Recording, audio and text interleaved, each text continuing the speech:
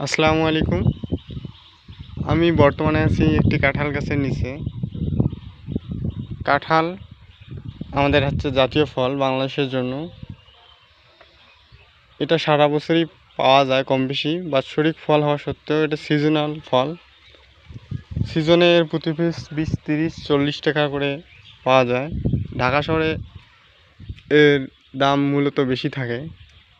সিজনের শুরুতে এর মূল্য অনেকটাই বেশি, 100, 150, 200, এবং সিজন শেষেই এর মূল্যও বেশি থাকে।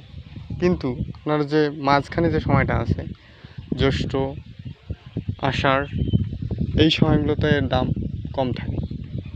একটি গাছে অসংখ্য কাঁঠাল ধরছে মাশাআল্লাহ। কাঁঠালগুলো এখনও পরিপক্ক হয় নাই। পরিপক্ক হলে অনেক বড় বড় হবে।